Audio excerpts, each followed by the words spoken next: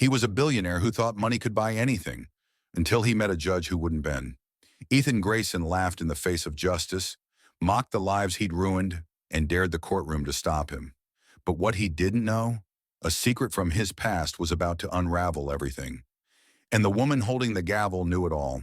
One shocking twist, one verdict, and a fall no one saw coming. Will he crumble or claw his way back? You won't believe what happens next. Hit that like button if you're ready for justice to strike, and subscribe now, because this is one courtroom drama you can't miss. The gavel slammed down like a thunderclap, shattering the hum of anticipation in the San Francisco courtroom. The air buzzed with tension, thick and electric, as every eye turned toward the defendant's table. Cameras flashed like lightning, their harsh light bouncing off the polished wood and glinting on the slick-back hair of Ethan Grayson. He stood there, or rather, didn't stand, tall and broad-shouldered, his charcoal gray suit screaming money louder than words ever could. The man wasn't just rich, he was a walking headline. Private jets, coastal mansions, parties that made Hollywood blush. Once dubbed the King of Wall Street, Ethan Grayson now faced a courtroom packed with people who'd once believed in him, in a justice system ready to tear his empire apart. The bailiff's voice cut through the noise, sharp and commanding. All rise for the Honorable Judge Monica Lee. Chairs scraped against the floor as the crowd surged to their feet, a wave of respect rippling through the room. Everyone stood, everyone except Ethan. He lounged in his seat, arms crossed, one corner of his mouth curling into a smirk that could have curdled milk. With a lazy flick of his wrist, he waved off his lawyer's frantic whisper, muttering just loud enough for the front row to hear. I don't bow to anyone. Gasps erupted like gunfire. A reporter in the back hissed under her breath. Who the hell does he think he is? Whispers ignited into a wildfire of disbelief, spreading through the benches as heads swiveled between the defiant billionaire and the bench. Then she entered. Judge Monica Lee stepped into the courtroom, her black robe flowing like a shadow against the chaos. She moved with a quiet authority.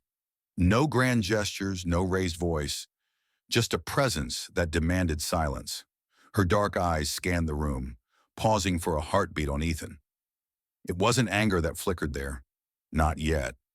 It was something deeper, something heavier. A sadness, maybe, or a memory. The crowd held its breath, sensing the weight of that glance, though no one could quite place why. She climbed the steps to her bench, her footsteps echoing in the sudden hush, and settled into her chair. The silence stretched taut, a tightrope ready to snap. Be seated, she said, her voice steady as steel. The room obeyed, chairs creaking as people sank back down. But Ethan didn't budge. He leaned forward now, resting an elbow on the table, flipping through a legal pad like he was skimming a magazine at some overpriced cafe. His lawyer tugged at his sleeve, a bead of sweat glistening on the man's forehead. But Ethan just chuckled, a low, mocking sound that sent a chill through the gallery. The camera zoomed in, capturing every second of his arrogance, every twitch of that smug grin. Outside, news vans lined the streets, reporters jostling for the perfect shot of the man who'd spent weeks dominating headlines with tales of fraud, greed, and a fall from grace no one saw coming. The courtroom wasn't just packed, it was overflowing. Victims sat shoulder to shoulder with curious onlookers, their faces a kaleidoscope of anger, hope, and exhaustion. Angela Martinez clutched her purse in the front row, her knuckles white, her eyes red from sleepless nights. Peter Vaughn, a grizzled ex-firefighter, sat beside her, his jaw tight as he stared at the man who'd torched his retirement dreams. These weren't just spectators. They were survivors of Ethan Grayson's world, a world built on promises that turned to ash. And now they watched as the man who'd taken everything from them treated their pain like a sideshow. Monica Lee adjusted her glasses, her gaze settling on Ethan again. For a moment it seemed she might call him out, rip into that brazen disrespect right then and there. But she didn't. Not yet. Her silence was a weapon, sharper than any outburst, and it sliced through the room like a blade. The crowd shifted uneasily, sensing a storm brewing beneath her calm. Who was this judge, and why did she look at him like she knew him? The question hung unspoken, a thread of mystery dangling just out of reach. A voiceover cut through the scene, rich and urgent, the kind that hooks you and doesn't let go. Today, one man thought his money could buy him out of anything until he met the one thing it couldn't touch: justice. No one knew it yet, but the man who'd clawed his way to the top had once begged for a scrap of mercy, and a secret from that past could destroy him forever. The words lingered, a promise of drama, a tease of something bigger. The cameras panned back to Ethan, his smirk still intact, oblivious to the shadow creeping closer. Then to Monica, her face unreadable, a sphinx guarding truths yet untold. This wasn't just a courtroom, it was a battlefield, and the war had only just begun. The courtroom lights buzzed faintly overhead, casting a sterile glow over the sea of faces. Ethan Grayson sat at the defendant's table, his posture still dripping with defiance, but the air had shifted. The whispers from the gallery grew sharper, edged with anger, as the prosecution began to peel back the glittering mask of his empire. Ethan wasn't just a billionaire. He'd been a myth, a golden promise dangled before desperate dreamers. Grayson Investments had plastered billboards and late-night TV ads with his chiseled jaw and honeyed words. "Your future starts with us." And they'd believed him. Hundreds of families, small business owners, retirees, pouring their life savings into his hands, trusting him to build their American dream. But the dream was a lie, and the truth was a nightmare. The projector flickered to life, splashing cold numbers across the courtroom wall. Bank records, falsified contracts, emails that read like a predator's playbook. Ethan had orchestrated it all, a web of deceit so intricate it had taken years to unravel. He'd promised security, then siphoned millions into his own accounts, leaving behind a trail of foreclosed homes, shattered college funds, and broken lives. The prosecutor's voice boomed, steady and relentless. This wasn't a mistake. This was a machine, built to prey on the vulnerable, and Ethan Grayson was the architect. First came Angela Martinez. She took the stand, her hands trembling as she gripped the wooden rail. A single mom of three, she'd once been a nurse working double shifts to keep a roof over their heads. Her dark hair was pulled back tight, but strands frayed loose, mirroring the cracks in her voice. "I saw his ad after my husband died," she said, her eyes locked on Ethan. "He promised stability. I gave him everything. $40,000, every penny I'd saved for my kids." She paused, swallowing hard. Then the letters started coming. Late payments, foreclosure notices. One night, my youngest, Sophia, drew our old house on the foggy car window and asked when we could go home. I didn't have an answer. Tears streaked her face, and a hush fell over the room. Ethan didn't look up. He scribbled something on his legal pad, his pen scratching louder than her sobs. Next was Peter Vaughn, a retired firefighter with a gravelly voice and hands scarred from decades of battling blazes. He stood tall, but his shoulders slumped under the weight of betrayal. 35 years I ran into burning buildings, he said, his gaze boring into Ethan. Saved lives, built a nest egg so my wife and I could grow old together. $200,000 gone because of him. His voice cracked, thick with fury. He burned my future faster than any fire I ever fought. Now I sleep on my brother's couch, wondering how to tell my grandkids there's no college fund left. A murmur rippled through the crowd.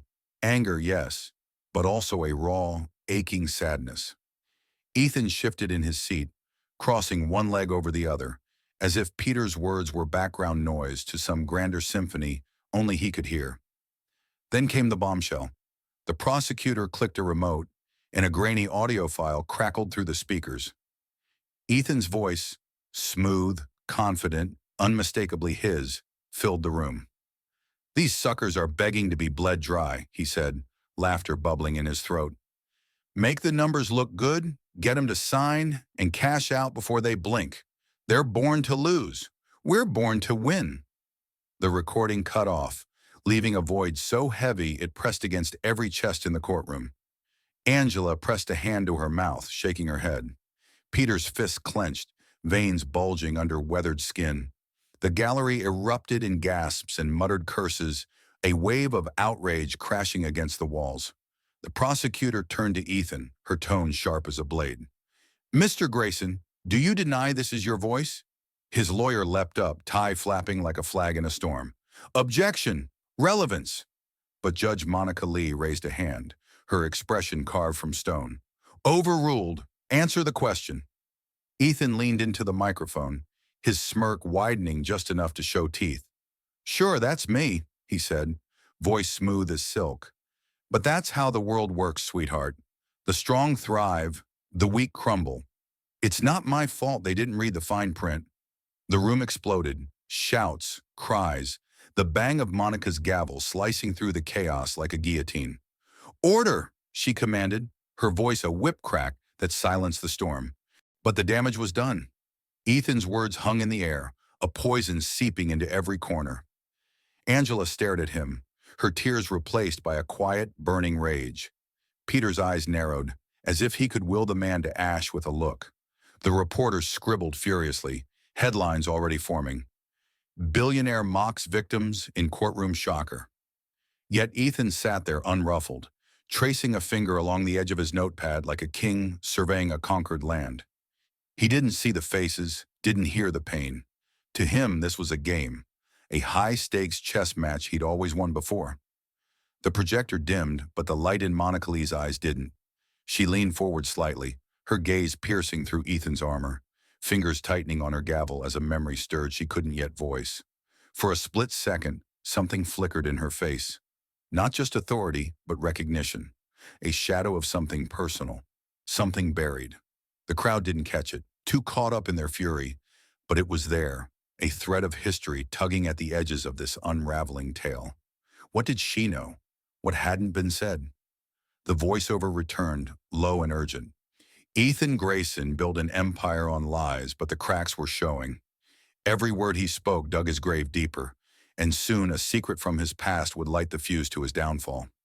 The camera lingered on his untouched smirk, then panned to Monica, her silence louder than the chaos around her. The stage was set, and the real battle was just beginning. The San Francisco courtroom simmered like a pot ready to boil over. Day after day, the trial had morphed into a spectacle. News helicopters buzzing overhead, protesters chanting outside, and inside a gallery packed with victims and voyeurs alike, their eyes glued to Ethan Grayson. He sat at the defendant's table, a king on a crumbling throne, his tailored suit pristine, but his demeanor anything but. The prosecution had laid out a mountain of evidence, emails, bank transfers, tear-soaked testimonies, but Ethan treated it all like a bad joke. He'd lean back in his chair, smirking at the ceiling, or scribble doodles on his legal pad while witnesses bared their souls. To him, this wasn't justice. It was theater, and he was the star. The third day brought a turning point. Angela Martinez returned to the stand, her voice steadier now, fueled by a fire that had replaced her tears. "I trusted him," she said, pointing a trembling finger at Ethan. "He looked us in the eye and swore our money was safe. Then he took it all. My home, my kid's future, everything." She pulled a crumpled photo from her pocket, holding it up for the room to see. 3 kids huddled in a car, their faces pale under a streetlight. "This is what he left us with. 2 weeks sleeping in that back seat while he partied on his yacht." Her words landed like punches, each one heavier than the last. The crowd shifted, a low growl of anger rising from the benches. Ethan didn't flinch. He tilted his head back, letting out a soft, mocking chuckle that sliced through the silence. Then as Angela's voice broke, he pulled out his phone, right there in front of everyone, and started scrolling. The prosecutor's head snapped toward him. "Your Honor," she barked, her arm thrusting toward the defendant. "Mr. Grayson is blatantly disrespecting this witness." All eyes swung to Judge Monica Lee. She sat motionless, her face a mask of calm, but her eyes burned with a quiet fury that could have melted steel. "Mr. Grayson," she said, her voice low and measured, "put that phone away, now."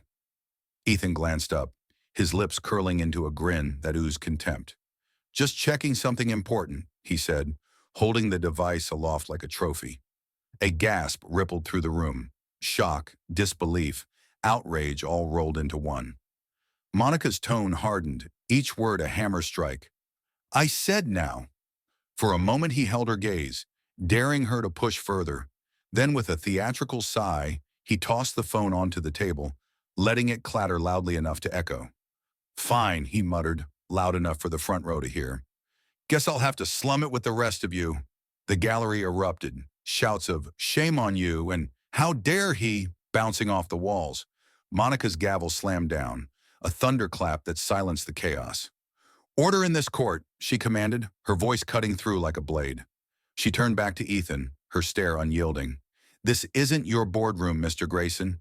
You will show respect, or you'll find out just how far my authority reaches." He shrugged, leaning back with a smirk, but there was a flicker in his eyes, a crack in the armor, gone as fast as it appeared. The prosecution pressed on, calling Peter Vaughn next. The old firefighter's boots thudded against the floor as he approached the stand, his weathered face etched with exhaustion and rage. "I spent my life running into fires," he said, his voice rough as gravel. "Risked everything to save strangers. Then this guy," he jabbed a finger at Ethan, "takes my savings and laughs about it. I heard him on that tape. 'Bleed him dry,' he said. Well, he bled me dry, all right. Left me with nothing but a borrowed bed and a pile of bills." His hands shook as he gripped the stand, his anger a live wire sparking in the air. Ethan rolled his eyes, actually rolled them, and let out a loud, exaggerated yawn. The crowd gasped again, a collective intake of breath that sucked the oxygen from the room. Peter's face flushed red, his voice rising. "You think this is funny? You think my life's a punchline?" Ethan didn't answer, just whispered something to his lawyer, who forced a nervous smile. The prosecutor leapt in. "Your Honor, the defendant's behavior is an insult to this court and every victim here." Monica raised a hand, silencing her, then turned to Ethan. "Mr. Grayson, I'll give you one warning. Control yourself, or I'll have you removed." He leaned into the microphone, his tone dripping with sarcasm. "Oh, I'm terrified, Your Honor. What's next, a timeout?" A few nervous laughs trickled from the back, quickly drowned by boos. Monica didn't blink. "Test me," she said, her voice so cold it could have frosted the windows. "I dare you." The room went still, the tension so thick you could choke on it. Ethan held her stare, then leaned back, crossing his arms like a petulant child. But his smirk faltered, just for a second, a hairline fracture in his bravado. The prosecution saved their heaviest blow for last. They flashed an email on the screen, Ethan's own words glowing in stark black and white. "Make the numbers sing, boys. These idiots won't know what hit them till their accounts are dust." The prosecutor spun toward him. "Mr. Grayson, do you recognize this?" His lawyer objected, but Monica shut it down with a flick of her wrist. "Answer," she ordered. Ethan leaned forward, his voice smooth as oil. "Yeah, I wrote it. So what? It's just business talk, maximizing profit. You wouldn't get it." The room exploded again. Cries, curses, Angela shouting, "Look at me, you coward!" Monica's gavel crashed down, but her eyes never left Ethan. "Watch your tone," she said, each syllable a warning shot. Through it all, Ethan played his part. Sarcastic chuckles, eye rolls, loud whispers to his lawyer like he was at a comedy club, not a trial. The audience watched, jaws dropping, as he turned their pain into his stage. But Monica Lee loomed above it all, her presence a steady, unyielding force. She rarely spoke, but when she did, it was law carved in stone. And as the day wore on, the cracks in Ethan's act grew wider, tiny tremors in his hands, his fingers fumbling with the pen, a shadow of doubt creeping in. He didn't see it yet, but the tide was turning. The voiceover swept in, dark and gripping.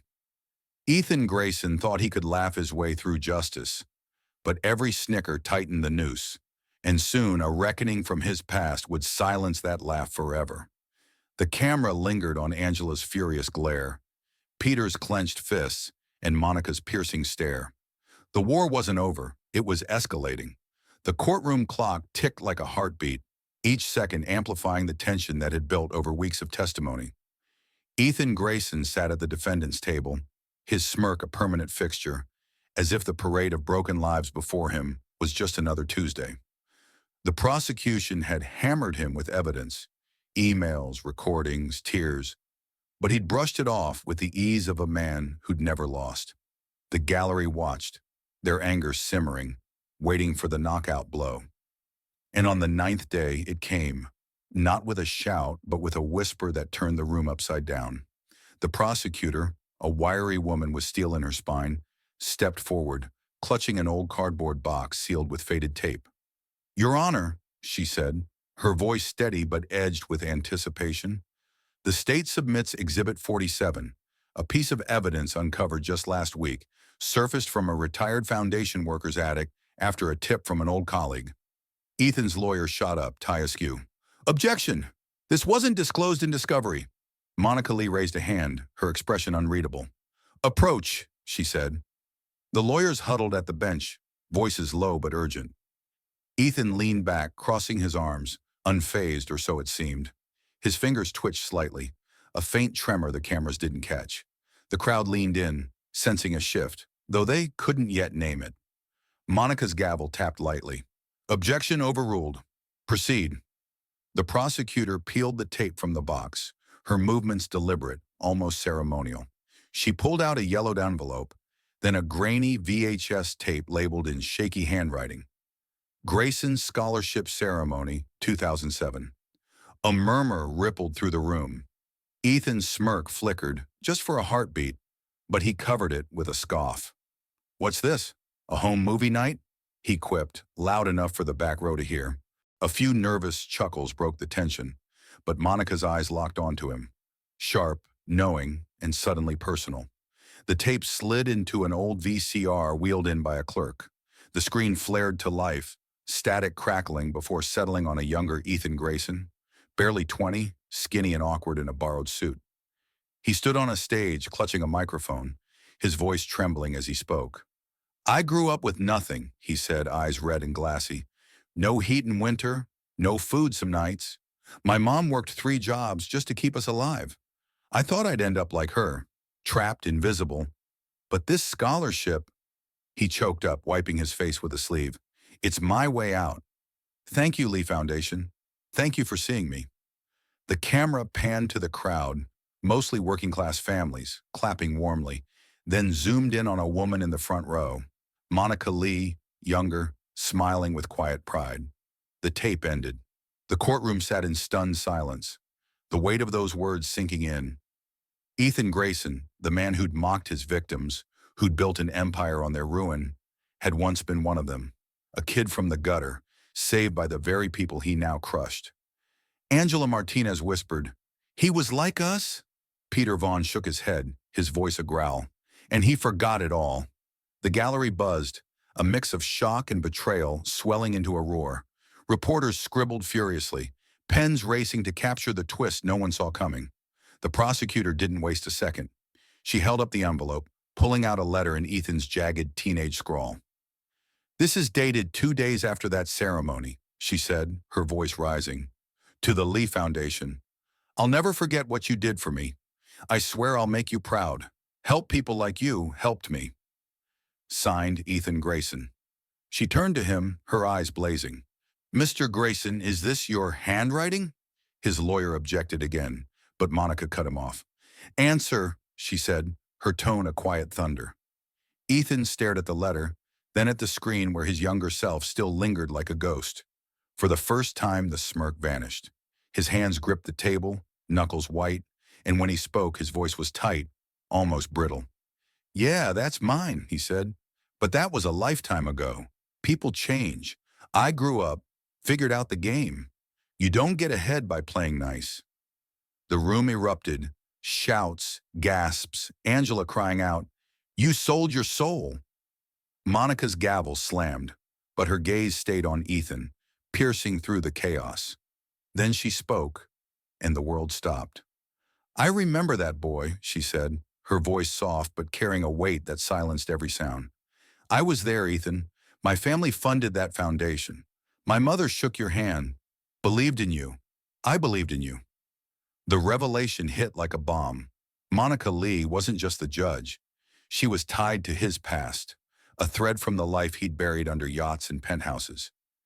Ethan's face froze, the color draining from his cheeks. His lawyer grabbed his arm, whispering frantically. But he shook him off, eyes locked on Monica. "I thought you'd change the world," she continued, her words slow, deliberate. "Not break it. You stood on that stage, promising to lift others up. Instead, you tore them down. People just like the kid you used to be." Her voice trembled, not with anger, but with a deep, aching disappointment that cut deeper than any accusation. He opened his mouth to snap back, but the words died as his younger self's voice echoed in his head. The crowd felt it too. Angela clutched her photo tighter, Peter's fists unclenched, replaced by a stunned stillness. Ethan's hands fell limp, his breath shallow, no quip ready, no defense left. The prosecutor seized the moment. "This isn't just fraud," she said, turning to the jury. "It's betrayal of his victims, of his own promises, of the second chance he was given. He didn't just steal money. He stole hope." She dropped the letter back into the box, letting it land with a thud that echoed in the silence. Ethan sank back in his chair, his shoulders slumping. For the first time, he looked small. Not a king, not a titan, but a man staring into the mirror of who he'd been and what he'd become. The gallery was a storm of whispers now, questions tumbling over each other. How could he turn his back on that?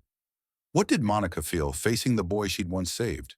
The reporter's camera zoomed in, catching the sweat beading on Ethan's brow, the way his fingers twitched against the table. He tried to summon the smirk, the swagger, but it wouldn't come. The cracks in his armor weren't just visible, they were gaping. Monica leaned forward, her voice steady again. "You had a choice, Ethan. You still do.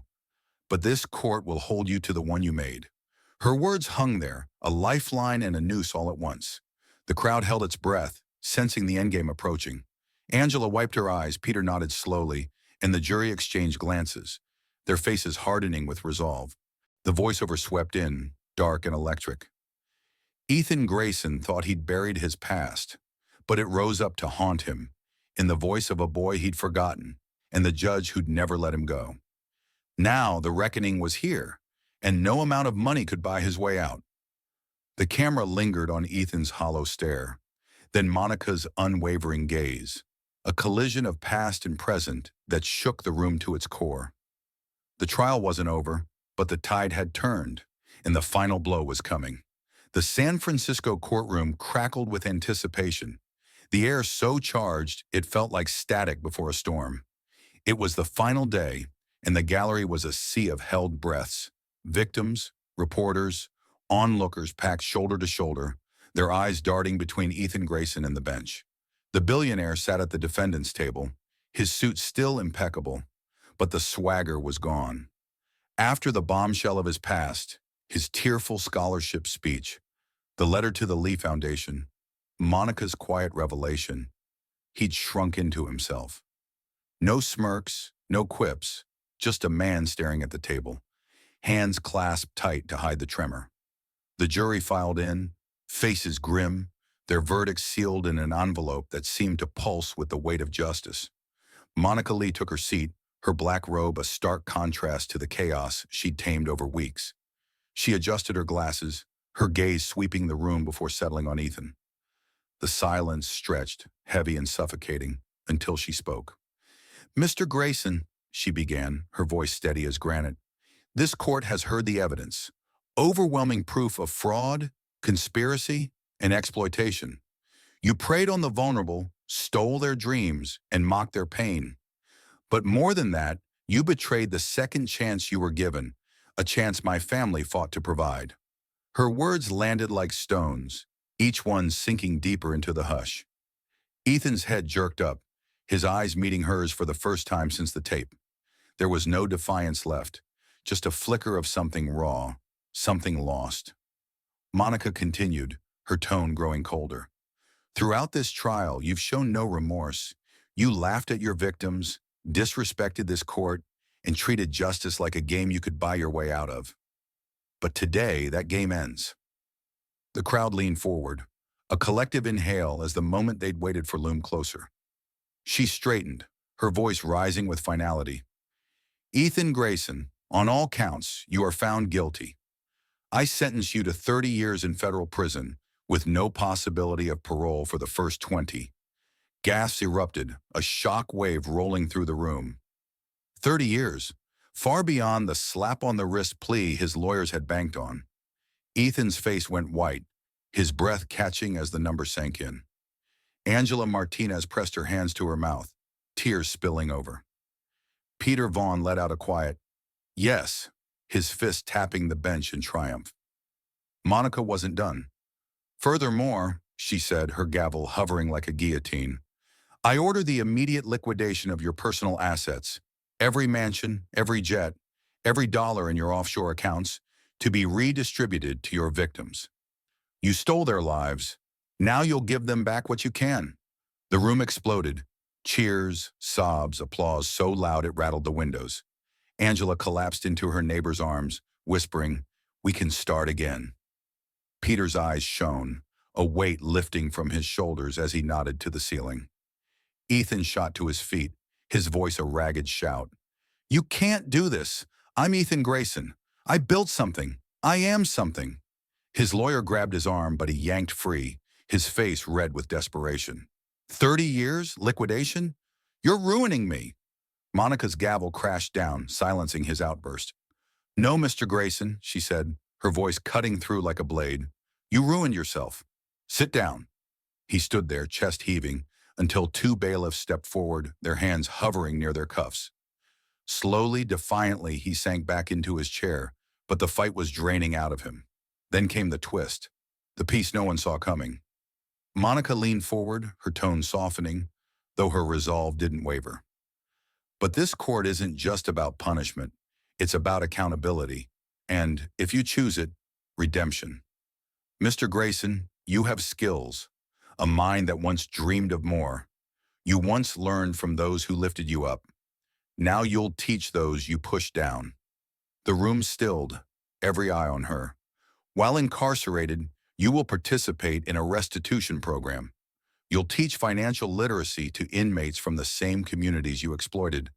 Men and women who, like you once were, need a way out.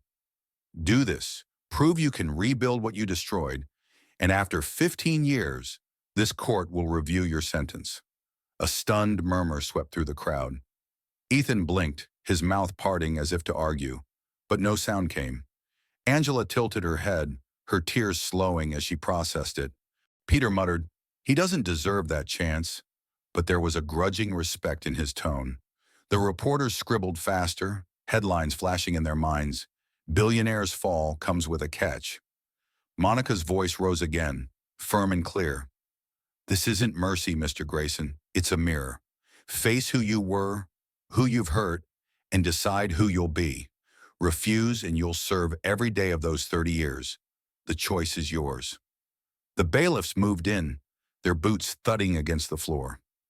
Ethan stood, slower this time, his shoulders slumping as they cuffed his wrists. He glanced at Monica, then at the gallery, at Angela's tear-streaked resolve, at Peter's steely glare. And for the first time, he didn't look away. His lips parted, a choke sound escaping as the boy he'd buried stirred somewhere deep. The cuffs clicked shut, and they let him out. His shouts from earlier faded into a distant echo down the hall, drowned by the crowd's applause, a rare roaring approval that shook the room. Monica watched him go, her expression softening just a fraction, a whisper of hope beneath the steel. Outside, the victims gathered on the courthouse steps, the late afternoon sun casting long shadows.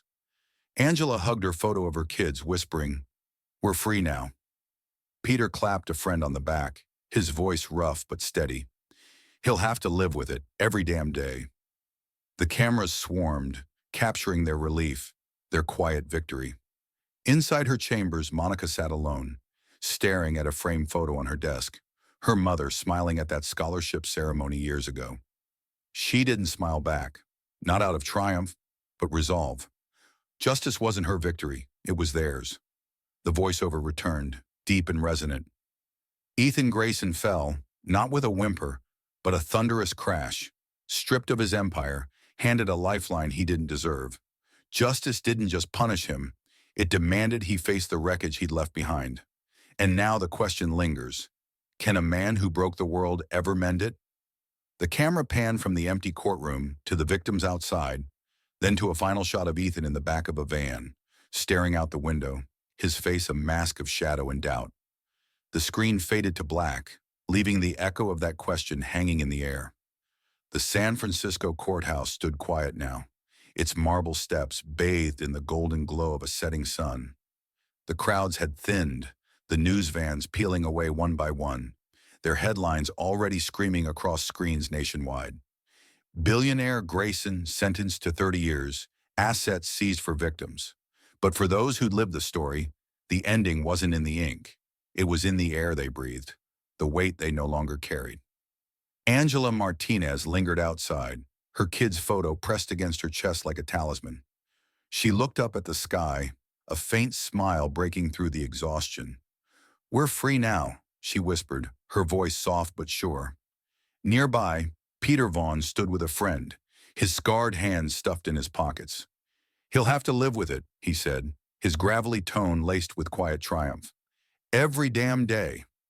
The cameras caught it all, the hugs, the tears, the way the sunlight seemed to dance on their faces, a promise of new beginnings. Angela's youngest, Sophia, would go back to school. Peter might finally sleep in a bed of his own. The money wouldn't erase the scars, but it would mend the cracks, enough to start again. Inside, the courtroom sat empty, its echoes of applause fading into stillness. Monica Lee retreated to her chambers, closing the door with a gentle click. She sank into her chair, her gaze settling on a framed photo. Her mother at that scholarship ceremony, beaming with hope for a boy named Ethan Grayson. Monica didn't smile, but her eyes softened, a flicker of faith that justice had done its work. Far from the courthouse in the back of a prison van, Ethan sat cuffed and silent. The city skyline shrank through the barred window, a world he'd once owned slipping out of reach. His hands rested in his lap, and he traced a shaky line on a blank page, the first lesson taking shape, the start of a task he couldn't yet fathom. He stared at it, then out at the fading light, his face a canvas of shadow and doubt. The boy who'd cried on that stage was still in there, buried deep, but whether he'd dig him out was a question only time could answer. The voiceover returned, warm yet commanding, a final thread weaving the tale together. Ethan Grayson fell, not with a whimper, but a thunderous crash that shook the foundations of his world. Justice didn't just lock him away, it stripped him bare and handed him a mirror. For the victims, it was a lifeline, a chance to rise from the ashes he'd left behind. But this story isn't just about one man's ruin. It's about us, about the power of accountability, the strength of compassion, and the belief that even the broken can mend. The screen lingered on Angela's smile, Peter's nod, then Ethan's uncertain stare, fading slowly to black. "And here's the question for you," the voice continued, rising with urgency. "In your life, whose dreams will you guard? Whose wreckage will you repair? Because justice isn't just a gavel strike, it's a choice we all make every day. So choose wisely, choose bravely." The words hung there, a challenge, a spark, inviting the audience to carry the story beyond the screen.